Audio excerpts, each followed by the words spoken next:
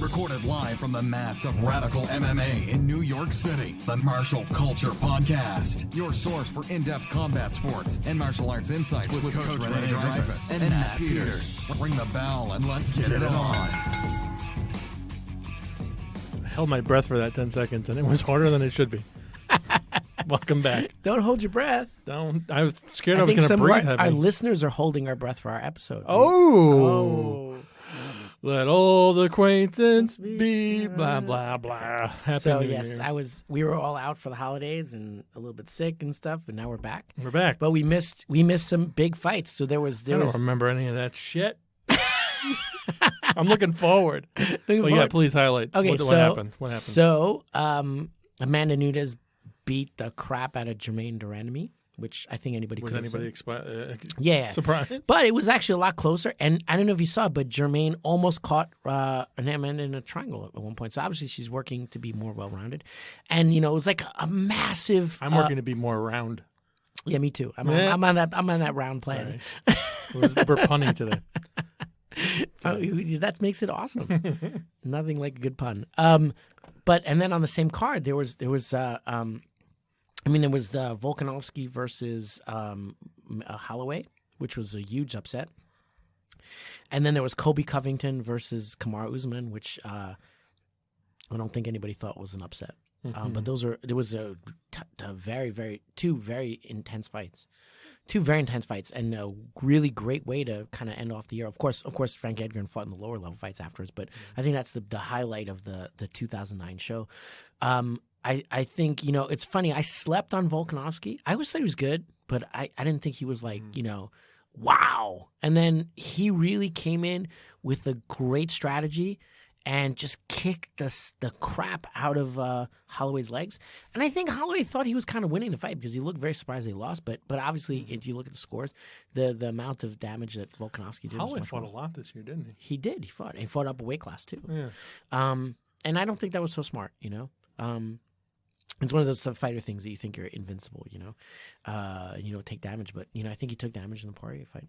Mm-hmm. I really give it a credit to Volkanovski. And, we're talking about, best performers and stuff like that. And we don't want to recap the 2019, but one of the things is kind of amazing what that small gym, City Boxing, did in New Zealand. They're in the middle of nowhere. New Zealand's not known for MMA. I mean, obviously they have some good fighters, but it's not known for MMA, Mm-hmm. And it's not like, Southern California or Brazil, certain parts of Brazil, certain, South Florida. Small gym, and they have two of the most competitive weight classes. They have champions in two of the most competitive weight classes in MMA. That's just unbelievable. Wow. Yeah, it was fantastic for that gym. Out of nowhere. Doing something right there. Good. And then there was the Kamaru Usman Colby Covington fight. And I was like, if Usman wrestles, he's gonna win. But he just made a decision. Like, I'm not gonna wrestle this guy. I'm gonna just punch Colby Covington in the face all the time. And that's what he did. And he body shot, just digging in. And then he finished him in the end. And then people thought it was like, a little bit early stoppage. Man, you got knocked down like 3 times. It's not, come on. You like. That was. What are you gonna do there? Nothing. Yeah. And punch out, that'd be a TKO. Yeah. He was like put on his butt, and it was he was not going anywhere. So anyway, but it was a competitive fight. I really cannot stand Colby Covington's ring persona. No. But he definitely went toe to toe with one of the top guys in the sport. However, as I said, I think it's a fighter thing. A lot of John Jones does this. A lot of fighters do this. I think it's one of the things that for fighters, it's like their challenge. The thing that drives them is challenge, and that's amazing. But, Kamaru Usman and Colby Covington are two wrestlers, and I think Colby Covington does not have the same level of MMA wrestling that Kamaru has. I just don't think he does.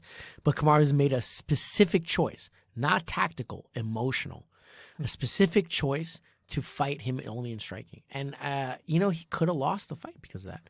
Now, they said they might have a rematch. I don't think they should, but they might. If they do, I think Kamaru's been like, now I'm going to use all my tools. I'm going to use all the tools. I proved it. Now I'm going to win. Yeah. John Jones did that with Smith, too. He's like, I'm just going to strike with this guy. I'm not going to actually use any of my other toolbox. Come on, use your tools, man. Yeah. But we want to see the tools. Yeah, but still, I'm a huge fan of Kamaru Usman. That guy, he is precise. He's technical. He has a lot of tools in a lot of different toolboxes, even if he didn't show it. And he's also a great representative of the sport, unlike Colby Covington. There was a good editorial and said, "Thank God Colby Covington didn't win because we'd have to live with this guy. It's worse than Conor McGregor being His champion. head would be bigger than this room." Yeah, he's like, and I think we're talking about like over the decade. I think how did the 2010 to 2020 change? And MMA really came into its own as a sport. Much more than it ever did before, but also it became a prize fighting sport the way boxing is, and the way obviously WWE is fake, but it kind of has that same thing where they're selling the fight to fans. It's not about just fighting anymore; it's about entertainment. And I think you've mentioned before that it might have something to do with the sale of the UFC, being more of a show, trying to recoup their investment. Absolutely. I have no doubt about that. And but even before, UFC was always it was always a show, always a show, and that's nothing wrong with that. But it seems like certain fighters were able to talk themselves into fights that they should not have had. Some of the matchmaking has been right, and I mean, this is going back a while, but Chael Sonnen talking himself into a fight with John Jones. He had no business being in the ring with John Jones. And he talked himself into 4 different fights, He was not on that level. And then Colby Covington says, if Chael can do it, I can do it 10 times worse. And Conor McGregor. So when Chael, Conor McGregor, Colby Covington, these outsized personalities that I think diminish the honor of the sport, but what can you do? What can you do? And it definitely draws casual fans and fans of the excitement. And I think everybody would agree that most people are watching the Colby Covington Kamaru Usman fight to watch Colby Covington lose. Yeah. I don't know anybody. He's still getting paid. He's still getting paid. He got paid a lot of money. Yeah. But everybody was voting for him to root him to lose. They need a heel, right? That's yeah. And it's just a lot like pro wrestling. It really is. But that's something that really changed over the last decade. There's real entrance into that. I remember 2009, 2008. It wasn't quite like that. It's definitely different. Yeah. Also, this decade, the rise of other legitimate MMA organizations like One. One is amazing now, and I think that's the only organization that holds a card to the UFC in terms of professionalism, even though their fighters, some of them are really, really good, but over as a large organization is not quite on the same level. Still overall, they're very much a baby. Yeah. Only 100 events. I mean, 100 and couple now. Really? Yeah. Very, very, Still very new. Though, if you think about it, they've only been around a few years, and the UFC has been around 25 years. And the UFC has had 245 events. Well, 245 pay-per-views. Pay-per-views, right. Oh, that's true. So they have a lot of other events, too. I think fight nights, they're up to 130 something. Oh, right. You're right. That makes sense. And then, they have all these other extra ones that are not counted. They have 4 events a month now at this point. It's Although crazy. December was really slow, obviously holidays. Right. But actually, kind of for December, there was a fight last week. There was Frankie Edgar versus Korean Zombie, and of course Edgar got plastered. Didn't file. I mean, I mean, he has to hang up the gloves. It's just his hand speed's not there anymore. Yeah. And but yeah, I remember there was one fight every 6 months, or way back in the day. That there's at least 2 a month is crazy. Yeah. Or sometimes 4 or 5. Yeah. With ESPN. It's amazing. And I think this was always the goal of Dana White and the Zuffa brothers, to make MMA like basketball. Not like boxing, but like basketball, where you turn on the TV and I don't know, basketball's always on Friday night or something, Saturday night, whatever's, I don't really know. But you turn on the TV on Friday night and you're going to get MMA, or you're going to, you're going to get, there's Saturday night, there's going to be some MMA on. It's just part of the sports landscape. And the ESPN deal was a huge part of that. I was just talking to my friend of mine, and it's weird because it's almost like they're cutting off so many of their viewers. What do you think about that? Because a lot of people said they can't watch unless they get ESPN Plus now, and so they lost a lot of viewers. But I actually think it was a very smart move. The barrier to entry is not very high. Yeah, it's only $5 a month, right? Yeah. And you can bundle it with Disney Plus and Hulu. So yeah, you gotta get all watch that The stuff. Mandalorian too. Yeah. Baby Yoda, baby Yoda. So I don't think that. I mean, obviously, we get more casual fans if it's on Fox because it's just a basic cable channel.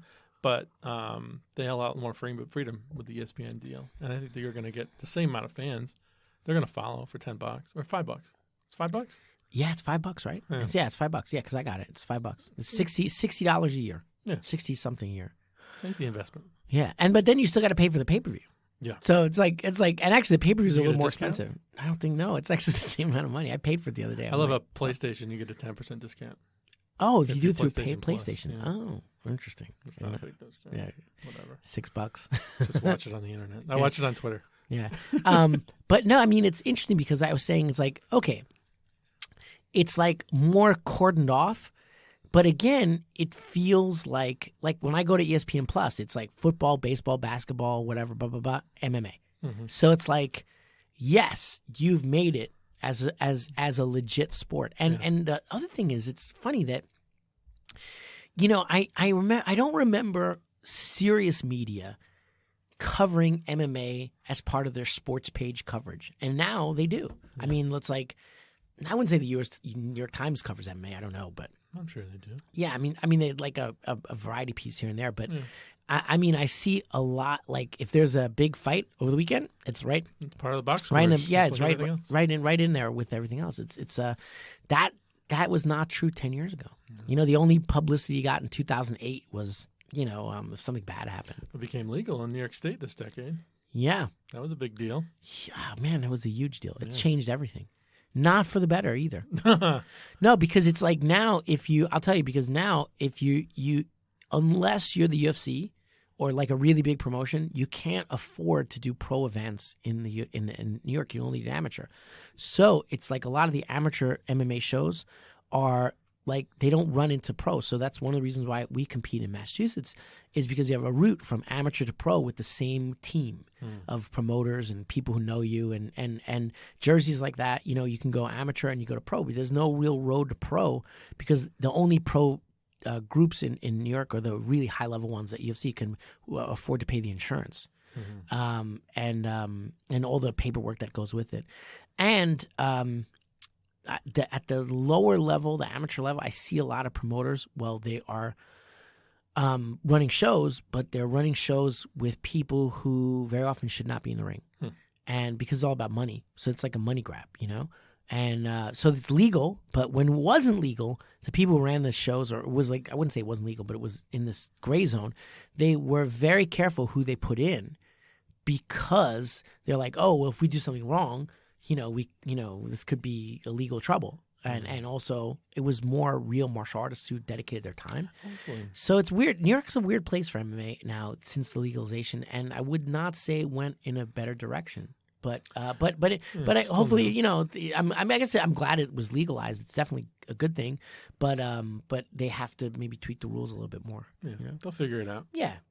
You'll be in charge of it someday. I doubt it. Yeah? I don't like being in charge of things. I just like teaching people how to treat other people. Let's talk about some stuff that happened this year. I'm gonna I put together like a little list of things, and you can tell me if it was a big deal or not a big deal in the world of MMA, and specifically probably UFC for most of these things. One of the big things that I saw this year that was interesting, and it happened actually January of 2019, was Dillashaw being USADA came after him. And he got a 2-year suspension. So we're not going to see Dillashaw until 2021. Oh, it's 2 years. 2 years. Whoa. And he tested positive for EPO, I know, but what else did he test? He did some other stuff, too, I right? don't remember the exact stuff. But he came clean. Like, he admitted He everything. admitted. Well, of course, what he's going to get. Yeah. Yeah, what are you going to do at that point? Yeah. But I was surprised when I looked back, and it was January of this year. We got a long way before we'd see Dillashaw again. Yeah. And he could fight in Japan or overseas, but then he can't come back here, right? Is that how it works? Right. If he fights, then he's banned for life. Yeah. That's usually how it works. I don't know his particular case, but if you're banned, and he could definitely go to Japan if they'd have him, but then because Japan doesn't really care about steroids and stuff, but then he would be banned for life. He couldn't come back, and I mean that's Wonder what he's doing. Yeah. Well, he's bow hunting. That's he's talking to Chael Sonnen. He's He did a whole interview with him. We didn't see our favorite person this year pretty much at all, especially not in the ring. Conor McGregor did not fight in all of 2019. Yes. I mean, he fought some people at a bar. He hit some guy who didn't want to try his whiskey. I know. That was just terrible. But he didn't fight in the ring. I don't know why. No good fights. No money fights. No money fights. Yeah. Yeah. Well, he's fighting Cerrone coming up in a week. So I think, you know what? Actually, I think he had to I think he partied too hard, and you know he had to get back in ring shape, and he was out of it for a while. What happens if he loses? I really hope he loses, but What happened? I mean, he'll have to run away like Rousey. That's embarrassing. What? I don't. You know, I mean, I don't know if it's embarrassing. I don't want to put Cerrone down. Yeah. But I mean, they are very different fighting levels. I don't know about that. Cerrone's is one of the. He's a finisher. He doesn't seem. It seems the thing about Cerrone is I think people underestimate. He's actually one of my favorite fighters. He's one of those guys who's intensely good, but when push comes to shove in the title match, he always loses. But I think it's a little bit more mental than technical. Though, I mean, obviously that's part of skill too, marshaling your mental resources. And he says he struggles with self-confidence issues and things in the locker room. This is a big fight. Yeah. Maybe one of the biggest of his life. Could be. Yeah. If he wins. I mean, that's... Man. Anytime, he goes, people count him. When people count him out, Cerrone wins. And then when people think he's going to win, he loses. The poor guy. Well, I'm counting him out. Love him to death. I love I hope he Thomas wins. Cerrone. He wins. Yeah. I really do too. But I think Conor McGregor might win actually. But we'll see. We'll see what Conor McGregor comes, how in shape he is. Yeah, I haven't seen anything. But it's a compelling fight. It's no cakewalk for Conor McGregor. It's not a sleeper for sure. We learned that Chris Cyborg can be beaten when Amanda Nunes took her out. And then Dana White. Amazing. Dana White said goodbye. They got rid of her. She didn't have a contract with UFC anymore. I know. Yeah. I kind of understand that too. It's not because she lost, but I heard, they were a little bad blood. Yeah, exactly. Right. It's hard to work with people you don't like. I quit. And there was demand for a lot more money. I understand. And if you're not the champion, I don't know how much you can. She'll get it somewhere. Do you know where she is now? She is in Bellator, right? Isn't she Bellator? Makes sense. Yeah. All right. I mean, Bellator takes all the UFC cast-offs. It's like the guy who goes out with your ex-girlfriend. That's funny. We had a good year for Henry Cejudo. Yeah. Unreal. He created a new persona, Triple C. What? It didn't really work out? Stop it. But I understand what he's trying to do. Okay, so Henry Cejudo is not a jerk, but he's acting like a jerk. Yeah. But it's like, he's like, I need people to pay attention to 125 weight class. And he's like, okay, well, I won't be Kobe Covington, but I'll get up into that line of controversy and hubris, a bit of Muhammad Ali, a bit of, whatever, Mike Tyson, a bit of this, bit of that, bizzle razzle dazzle.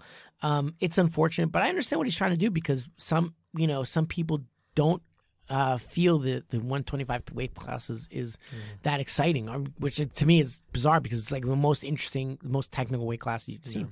It's so good, but he's trying to get eyeballs on his fight, so you can't harm the guy. But it's also kind of ridiculous. Felt so unauthentic, which it wasn't. Yeah, it's funny that he always walks around with this Olympic gold medal. That's actually authentic. I think that's real. Him. That's real gold. Yeah, but that he is one of these combat athletes that it's just unbelievable. And I remember when he came out into MMA, I remember people saying, "Oh, Henry Cejudo won't do well in MMA," because his very first fight, he missed his weight cut and he wasn't doing well. And then when he fought Demetrius Johnson the first time, he just got smashed in 20 seconds or something, and it was like, he's nothing.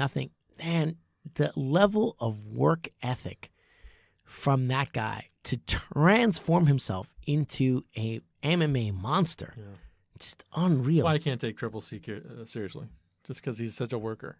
Yeah. And he's seems like a nice guy. Yeah. And then you just look at him being an asshole and you're like, no, you're not. Yeah. Stop it. Yeah. I think, it's funny because we had John Will and we had a few people on and, this year it was amazing. And one thing about John Will is amazing is that his authenticity. He is who he is always. He's 100% himself. Yeah.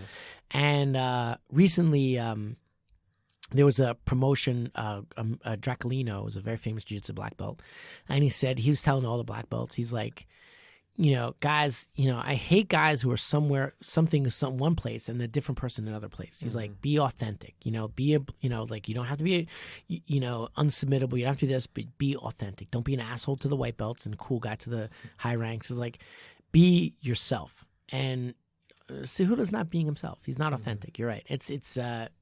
But is it working? Is he getting a lot of, I don't know. I would say no. It's a funny statistic that I just read, that Colby Covington actually, he's such an asshole and so like controversial, but his actual like social media following is very poor. And actually, the amount that people watched his fights, other than this last one, was actually not that high. His ratings weren't even that high as a fighter. So it's actually kind of interesting that he played this heel. And within this like weird bubble of the UFC, people are talking about him. But when it came down to it, his fights were never the most watched. And, like his fight against Justin Gaethje, and never the most watched. And also, he doesn't actually have like the kind of social media presence that some of the other fighters do. So it's kind of interesting that I think this like trying to be the heel, a lot of fighters think it's working. But if you look at the most recognized MMA fighter ever, is George St. Pierre. It's a class act. Yeah, that is the guy that people just. No, my mom knows who George St. Pierre is. It's like that's who they know who he is, right? And I think it's the demographic that you're playing towards. Yeah. And the casual fan's gonna be excited about Covington being an asshole, and then they're gonna go to someone else. Yeah, right, exactly, right. Yeah. It's like and the thing is, if you consistently display like I'll give you an example. This goes way back, but Tito Ortiz. People are like, oh, ground and pound on the ground is boring. But back in the day, people loved Tito Ortiz, which he was a little bit of a bad boy too. But he was authentic. I mean, he wasn't an act. That was him. Like, that's who he is, right? He's authentically a little bit of a bad boy. But although all intents and purposes, people say that he's a cool dude. He's just intense competitor or whatever. But he had some of, quote unquote, the most boring fights ever, in that he would just take the guy down and ground and pound him for the whole fight. Yet he was our first UFC superstar. He was the first one. Royce Gracie was, of course, popular, but Tito Ortiz was the first crossover superstar. I wasn't even like really watching UFC, and I remember him. Yeah. And so people respect winning. That's it. They respect winning. Yeah. That inspires people, and it's kind of. I mean, I think it's kind of fickle, but if you keep winning and keep showing championship medal, you'll be respected. Even Demetrius Johnson is a lower weight class, but he is very, very well respected. I think he had to just I think part of that was also the UFC just kind of didn't know how to market him, Yeah. And he is a very introspective guy. I mean, you have to play the game a little bit. He's doing well though. He's probably making more money than one or two. So this year was a good year for Israel Adesanya. Yes. 2019, we might even say it was his year. It was his year. Yeah. I remember on this podcast, I said it. I said this guy's going to be. Oh my God, I got to pull that clip. Yeah, I said it. I said this guy is going to be something else. And I first saw him, and I had people say, no, he's not. And I think knew you said it last year. I'm sorry? I think you said it last year, too. You've been talking about this guy for a while. Right? Since his very first fight. Yeah. You just know. And especially the way he picked up his grappling, and the way he mixes it, and he's got it. It's something else. That it's interesting though. I want to go back to what I was talking about before. That gym, that small city boxing gym, produced Israel Adesanya, Volkanovski. There's Kai Kara-France, who does not so well, but they have a few fighters in the UFC, or like a lot of fighters in the UFC. They have another one too. So it's funny. This small gym has had so much success. So I want to say yes. This is 2019, the year of Adesanya. He put himself on the mat. He fought Anderson Silva, beat him. Fought Kevin Gastelum, beat him. Fought Whitaker and beat him. Wow. That's a resume. That's a resume right there. Yeah. Especially the fight against Gastelum. That was a tough fight. That was two dogs, wild dogs going at it. But it's kind of like I'm always wondering like what makes a championship room. That Radio City Boxing is a championship room, and even if the guy's not in like Kai Kara-France is one of those fighters, he's not in the running for a title or anything, but he's good, and he's in the UFC, so that's still pretty amazing. Like you know, there's like academies that have 50, 60 fighters and nobody in the UFC. Mm-hmm. Basically, everybody on that City Boxing roster is in the UFC. Mm-hmm. How did they go from nowhere to one of the top MMA gyms in the world? And you can say that because American Top Team, very dominant, aka very dominant. But what team held 2 weight classes simultaneously? You could say between male and female, American Top Team did. Because they have Amanda Nunes, and then they had Tyron Woodley's American Top Team. So him, and then so if you say gender differentiation, you could say that. But there are very few that did it. And after American Top Team, I don't know any gym that held 2 weight classes in one specific gender at the same time. Mm-hmm. And some did over male and female champions they had, but in just male or just female, one gym holds 2 weight classes. That hasn't been that true since the Lion Den days. The days of Lions Den, where way back when it was just the Lions Den had the heavyweight championship, and then they had the middleweight. Well, you own a gym, you run a successful MMA gym. What do you do? Is it growing people from nothing to something, or that's bringing true. in outside people? No, it's I don't know the answer to this, but I will refer to Dan Gable. Who is the god of wrestling, and he not only was a great wrestler, but he created a program of championship wrestling for years, and it's there in a book. It's called A Fighter's Mind. It's by Sam Sheridan. They quote him and his assistant coach, and they're talking about how you could have all the talent in the room, but it takes one crazy person to be there. You got to have one guy who's just a little crazy to like pull everybody past normal and to just like everybody's like, that's the team captain. And I'll tell you, in AKA, it's Daniel Cormier. Daniel Cormier is team captain, and he is, man. Like I know you're not a big fan of Daniel Cormier, but that guy. Oh yeah, actually, Daniel Cormier and Khabib, AKA, they had concurrent championships, didn't they, or did he lose? I think it may have overlapped. It might have overlapped. I'm not sure. Yeah, that's a good question. But he is that guy who's a little bit nuts. Mm-hmm. He is. He's a hard worker. He's and incredible. That's what I mean. It's like this incredible work ethic, incredible. And then it's like that guy, who said nobody can run faster than a 7-minute mile, and he does. And it's funny because there's the guy who just won a marathon faster than anybody ran a marathon before, So it's these guys that break paradigms, and I think Adesanya is that. I think one of the reasons, obviously, there's great coaching there, but Adesanya he's not only amazing, but he's a little crazy, and a little crazy with a tremendous work ethic, tremendous dedication to the craft, and obsession, and that's what it is. Obsession pulls everybody up. Yeah. When everybody thinks they can't go another round, he's like, let's go another round. And everybody else goes another round. Right. And I think Dan Gable was like that in his room, and he's had competitions like that. And, I think that's why Team Alpha Male is not doing well anymore. And that TJ Dillashaw, for all his EPO testing positive, and it was just EPO, by the way, I looked it up. TJ Dillashaw, when he was at Team Alpha Male was doing very well. And people say, oh, when Dwayne Ludwig left, that's because he left or this, that. But TJ Dillashaw's crazy. Like, he's a little crazy. To be at that super high level, you have to have a level of, obsession that is not normal, and a level of commitment that defies normative reasoning, And he pulled Team Alpha Male up. And I'm not saying they're a bad team now. It's just one of my favorite teams. I love Uriah Faber, even though obviously he lost his last fight.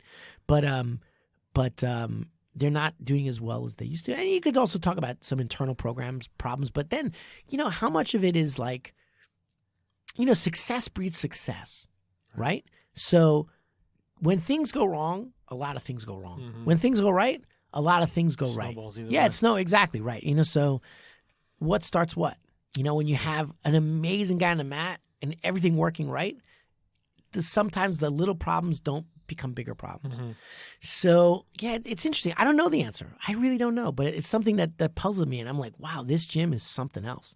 And they're tiny. It's not like, a factory like ATT. You can't even compare them. Or where there's like, a stable of like 200 fighters or something.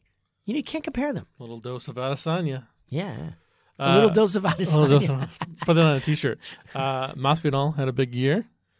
Yeah. He's 35 years old. Wow. Good for him. He's an old guy. Yeah, he doesn't look it. No, for sure. Yeah. Good year for him. People are calling it his resurrection of Street Jesus. His nickname, Street Jesus. His nickname is Street Jesus? It's one of his nicknames. Does he look like Jesus a little bit? I mean, the Anglified version of it. Not the real version, allegedly. Yeah, but Good his year for hair, him, his so. hair. Yeah, I guess his hair, yeah. Nate Diaz came back. First fight since 2016. Right. Big year for Nate. Yeah. Yeah. When does his brother come back? Does his brother ever come back? Nick? I don't know. I don't know anything about that. Yeah. Hopefully, yeah, he was suspended too but it was like for marijuana. It was some weird thing, right? I don't think they care about that anymore. Yeah. Right? No, they better not. I'll rattle down my top 10 of the decade. Of the decade. So we're not doing year anymore. We're doing No. decade. Yeah. So That's an 2010. amazing decade. I mean, it was absolutely a decade that we'll look back and that we'll say MMA matured in good ways and bad ways. I think maturity is good in life. Sometimes you get to a middle age, mature age, and you're more stable, more this, but then maybe a little more jaded, maybe a little this, like maturity is a two-edged. You lose your young spirit. I like that. Yeah, and I think MMA is like that too. It's matured in this last decade. This is the decade of the MMA's maturity. Yeah, but growing up. I miss the old crazy days. I just miss them. The backyard boxing. Oh yeah. All right, in your top 10. Top 10. Yes. Starting at number 10. Yes. We'll do it like David Letterman. I don't know what he did. Max Holloway, number 10. Max Holloway, yeah. Amazing guy. Jose Aldo, number 9. For sure. Mm-hmm. Jose Aldo was the most dominant champion in that weight class for years and years. Good decade. Yeah. Khabib. He should be maybe higher on the list. I don't know if you want to argue about that. Well, no, because Khabib's relatively new. I mean, he's been around at martial arts all his life, but he's only the last couple of years. been in the UFC a couple of years, and he's had some problems with injuries or fights not coming through, for whatever reason. So he's less. He hasn't set his roots yet, but he will be. Mm-hmm. He is not going anywhere. No. And he is something special. The most efficient, not the most technical.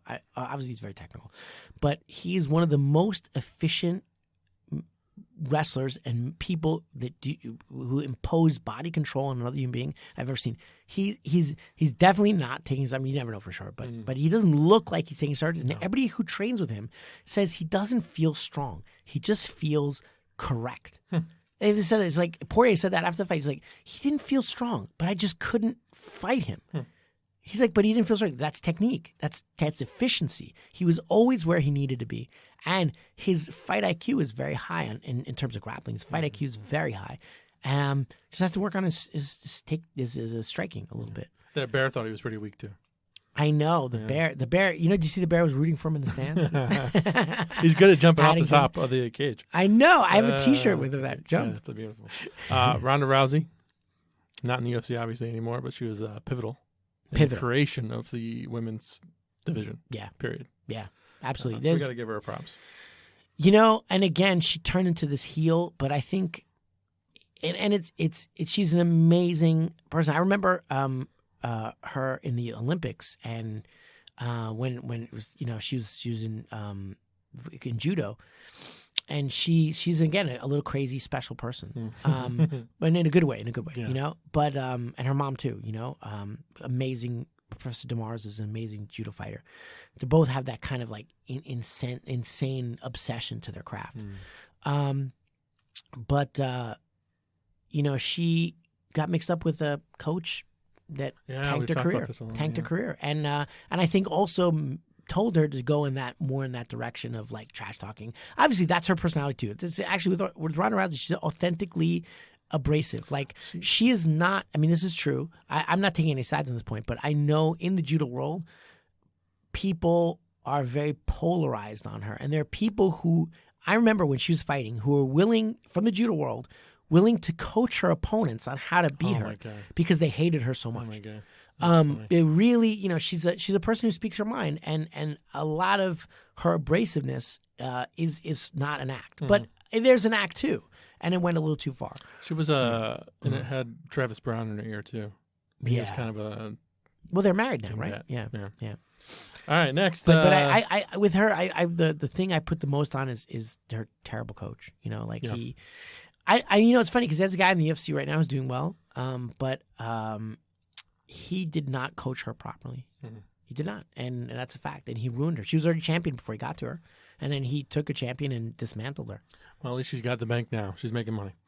Amanda Nunes. She's in the WWF. Yeah. And she's doing well there? Yeah, she's doing okay. Yeah. Making money at least. Wow. Amanda Nunes. Yeah. She's the next.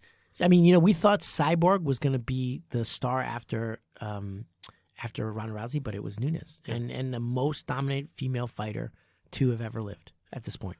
Yeah. There's no question. Number 5, rounding out the top, Conor McGregor. In the top 5. Love him or hate him, he was important. And the whiskey, delicious. Delicious whiskey. Just gritting my teeth here. That's all I have to say. But yeah, influential in the influential. But okay. So this is the thing about Conor McGregor. This is the thing. I don't think he's that good. I mean, he's good. He's good. There's no way you could be that champion and be good. But he got lucky because I don't think the UFC was protecting him. I don't believe that because they really don't protect. But in the beginning, of course, they were. But as it went on, it just a lot of people got injured and the fights didn't happen. And he hit opponents that would be good for his style. Mm-hmm. And then also they cherry picked opponents too. Of course, that's part of your management. You're like, you don't want to fight this guy, I want to fight this guy. Mm-hmm. But I really hope he fights other people besides Khabib who show that, he's not exactly what he said he was. Now, he is good. And the guy has God-given power. And he is good. I mean, obviously. But he's not like, he's influential, yes, because of his persona and what he did and how many people he brought to the UFC and blah, blah, blah. And the bad things he did, like, saying that you could talk your way into fights. But yeah, he did. I mean, they talked him into the dumbest boxing match ever recorded, which is actually the most watched boxing match. It's the most watched boxing match ever. Oh, and it's like ridiculous. I feel bad for watching it too. It's ridiculous. Yeah, that was last year though. But yeah, but it was just so I don't know, whatever. He's got to be on the list. But we don't like it. Yeah, but right. Yeah. But I hope Cerrone beats him, or if he doesn't, I don't think Cerrone. I don't know. I really hope he does, but if he doesn't, I really want to see him. Even if he does or doesn't matter. I want to see him fight other people in that division because he just dodged a lot of the killers that he should have fought. But he got lucky. Now that's not his fault, right? That's not his fault. But to say that he was like the next coming of Jesus fucking Christ is just not true. He's good. He's very good. He's very good, but he's not the elite. And look at what Khabib did to him. He just now Khabib of course is amazing, but that Khabib is fucking, and there's other guys who can do that to him too. Yeah. I would love to see at 145 Holloway versus McGregor. I'd love to see that fight. That'd be an interesting fight. Yeah. And then see what happens. I'd love to see Matt or 155 Ferguson versus McGregor. Ferguson versus McGregor would be a great fight. Mm-hmm. Put up in some of these fucking killers, see what happens. Well, stop jumping up to 170 and fighting bullshit fights with Nick Diaz. Stick in your weight class. After McGregor, we have Mr. Nice Guy, George St. Pierre. Yes. When was his? When he came back, after retiring, this year. and not this year. And beat Bisping. Yeah. That was unreal. Yeah. And they say he's going to come back and maybe fight Khabib. That would be amazing. Or maybe at like a catch weight, or he might fight some other, if there's like some other superstar or something. Yeah. Well, maybe come out of retirement, go for 170. I'm sure he's still in great shape. Yeah. So I'd love to have him. Or even John Jones. They said they might put him with John Jones. Wow. because he could make the weight. And he would go up? Yeah, he would go. Yeah, it would go up. Huh. All right. Yeah. I'd watch that. Yeah, I know. I'd watch it too. For Yeah. sure. Are you kidding me? Of course I watch it. But like a champions matchup or something. But Yeah. I know they were really talking about Khabib or like another super. They maybe John Jones would go down and they would fight some catch weight or something. Interesting. Yeah. So Well, like a 185. Maybe we'll be 190. talking about him in 2029. Yeah, that would be great. Jesus Christ. And he's still training hard like that. Yeah. There's no question. There's a famous proverb about Kimura Masako, the guy. There was no Kimura before Kimura, and there will never be a Kimura after Kimura. And that is George St. Pierre. George St. Pierre, there's never been anyone like him. I don't think there'll be anybody will like him when he goes away. He's just unique, amazing, fantastic fighter. That in all the ways, not just a fantastic martial artist. He's a great guy. I love his voice. Can you do his voice? Hey, cool. Hey, boo. I don't know. Just doing my Montreal French. Well, I will punch him in the face. Oh, I'm sorry, George. And then, first I will punch him in the face, and then I will kick him in the leg. That's beautiful. I can't do it. All right. After GSP, I have Daniel Cormier. Who's that? Cormier. Who? Mr. Popeyes. Mr. Oh, right, Popeye's chicken. Big decade for Yeah. Mr. Popeyes. Cried in the ring a couple times. And outside the ring more than once too. After that Stipe loss, he's crying. Poor guy. And I'm not trying to make fun of him. He's emotional, fantastic. He puts it all in there. He puts it all in there. That's why I said he's a little crazy in a good way. And I have nothing but respect for the guy. Yeah. And that he went up weight class, fought Stipe, took him, then fought him again, and gave him the rematch. Fought him again, didn't retire, because he could have just retired on top. Didn't retire, came back like a warrior, like a man, fought him again, and that was a great fight. Yeah. And Stipe almost lost again in the beginning. He was getting crushed, Yeah. and then he came back, and obviously Stipe won. Probably one of my favorite rivalries of the decade was the Jones-Cormier. That kept me on the edge of my seat every time. Yeah, that was a big rivalry. I think we're gonna look back on that, and it's gonna be like it's gonna be like Ali and Frazier, Yeah. Frazier Ali. Good fighter. Yeah. I'll give it to him. I would like to see Cormier Jones again. I think they have to. They have to go One back to last that because Dude, have it be a draw. Let's just have it be a draw. Number 2, Yeah. he didn't make. I'm gonna stick by it. Demetrius Johnson. yeah, for sure. Big decade. Huge. And he lost against Cejudo, but that fight, that was close, tight fight, and people didn't think much of it. But then Cejudo goes off and smokes T.J. Dillashaw. Yeah. So you're like, oh shit, like that Demetrius Johnson was in that fight all the time. Of course, made some mistakes, but I think he would come back. He needs to fight. Demetrius Johnson needs to fight Cejudo again because this is what Demetrius Johnson is. He's the guy who fights you, gets your number, and comes back and beats you really bad. Like he'll lose against you one or get clear. Yeah, like when he fought the guy from AKA, what's the little guy from AKA? I forgot his name. He's all really of them? All of them. no the from not AKA. Jackson Wink. What's the little guy's name? I always forget his name. Anyway, he fought him twice. And the first time he fought him, it was like a really, really tight fight. And he came back, and the second time, Demetrius Johnson's like, no, you can't even touch me. He's always that guy who comes back stronger and learns from his mistakes. And he grows and gets better and better and better. And I remember the performance, that armbar, that bodies, the mat return to the armbar that he did. That Oh my god! Oh my, yeah, Highlight. Yeah, highlight reel. There's for so real. many many finished things that he did, and then he went off to ONE FC and won. Although there was that fighter that gave him a tough time in ONE FC too. I mean, it's like that little weight class. There's some really good fighters, but Demetrius Johnson is, this Ray is Borg. Ray Borg. No, not Ray Borg. No? He's from what's his name? He's There's his record if you want to look at it. yeah. I'll tell you right now. Give me a second. But he John Dodson. Dotson. Yeah. John Dodson. Right. Yeah, he fought John Dodson, and then the first time they fought, he was like it was competitive. And then the second time they fought, he just wrecked him. And Demetrius Johnson's always like that. He always learns from his losses, and he's absolutely an amazing fighter. And yeah, after George St. Pierre, my number one pick after George St. Pierre for martial artist of the decade. Yeah, Mr. Nice Guy. Yeah, Mr. Nice Guy. Totally. I met him in the street. Did you? Yeah, right around the corner from here. Yeah. And it was at 9 a.m. I was on the way to the academy, and I just bumped into him like, oh my God, it's Demetrius Johnson. And, he's authentic. That's what I have to say. He's the nicest guy. He's there with his wife. And of course, he wants to go eat breakfast. Yeah. Because it's 7, 8 in the morning on a Sunday. He wants to go eat breakfast. I'm like, oh my God, Demetrius Johnson. He stopped and did fan service. And I didn't want to bother him too much. Of course, I had to go teach. But then, because we stopped, other people stopped. And he sat there and was super awesome and just, he was just a really great guy. At 7, 8 in the morning, when he wants to go eat, and he's with his wife, it's his family. I actually, I didn't go too much. I was like, I just want to say that you're an inspiration to me. And I said that to him.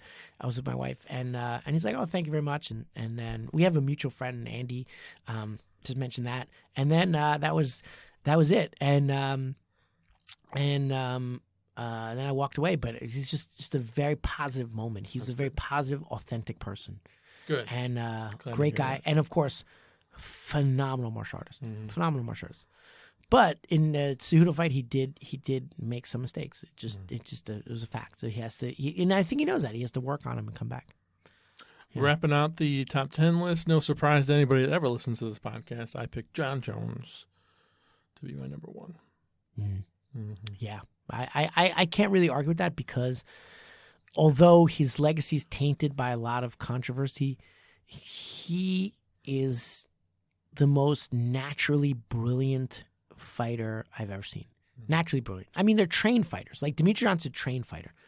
And of course, John Jones is trained. I mean, he trained wrestling, but he is, when he tapped out Lyoto Machida, they're like, oh, because he used this move called the Mackenzie. I think I mentioned on the podcast. He's like, oh, they asked him, did you study, Cody McKenzie? He's like, I just made it up. He's like, I made it up. And he was in a grappling tournament just recently, actually, it was like 2 or 3 years ago, when he was under suspension. Yeah. And he made up a submission and tapped out a bunch of black belts. I don't know if they're black belts, but it's like an advanced division, because it was Naga. So there's no black belt division. It's just advanced, but, basically like high level guys. He just made up a submission and tapped guys out. And he's naturally very creative. The other one is when he fought what's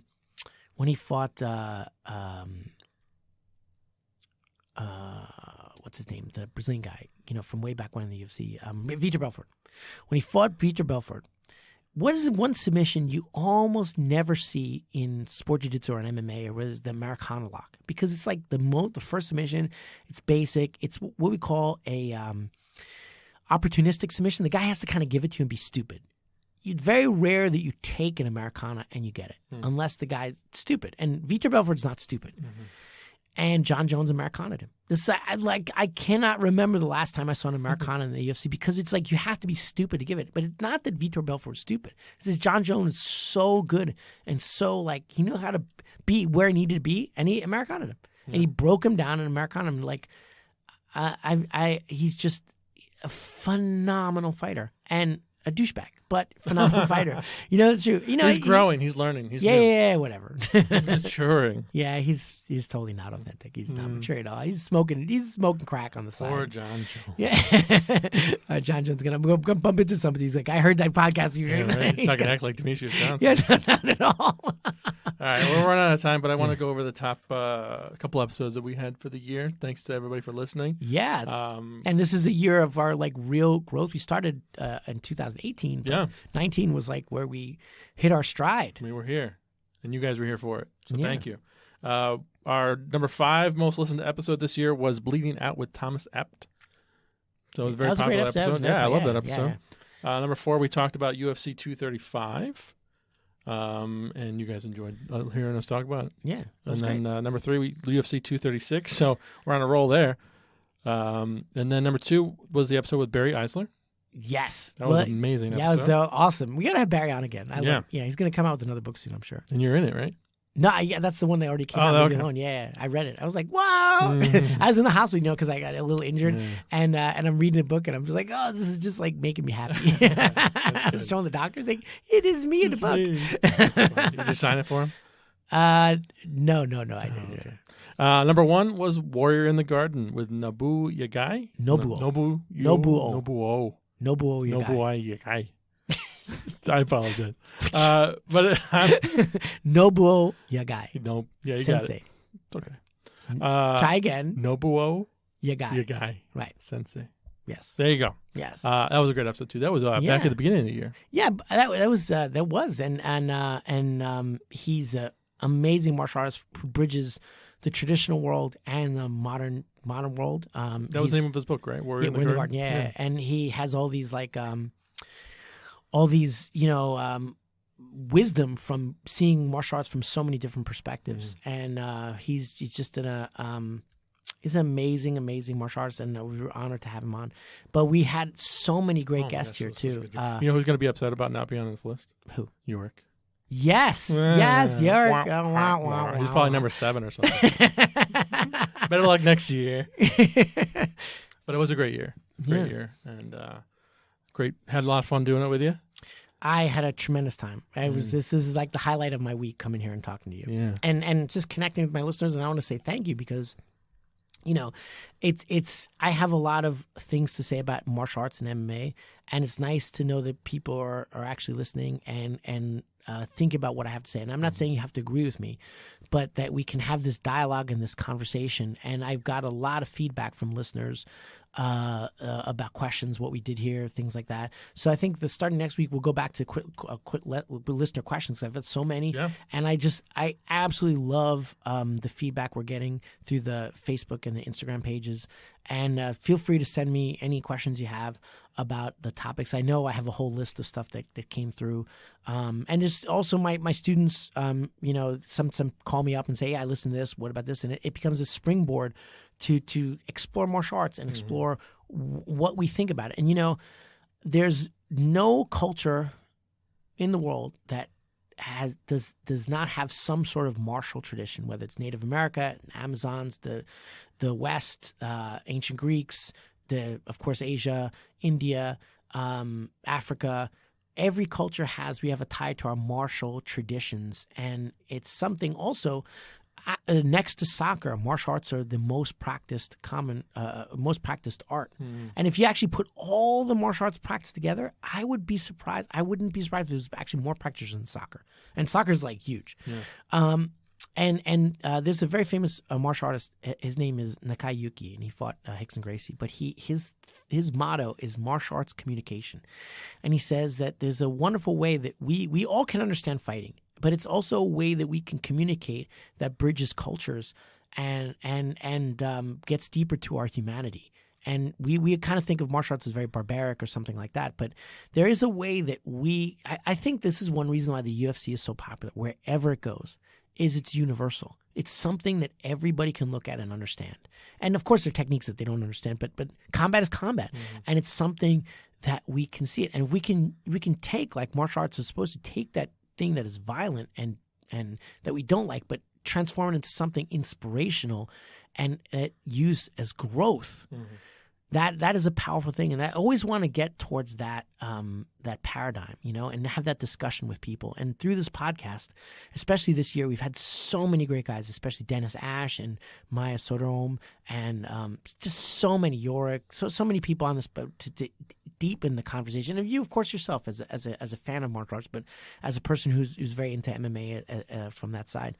So it's just a wonderful thing, and it's made me a better thinker about martial arts. Oh, good. Well, it's been a great year, and we'll see you guys next year. Yeah. And again, if you could get some good reviews for the podcast. Yeah, we only take 5 stars. Yeah. Not the 1 star that somebody gave us. Yeah. We know you. We're coming for you. See you next year. No grudge. See you. Everybody has an opinion. Just yours sucks.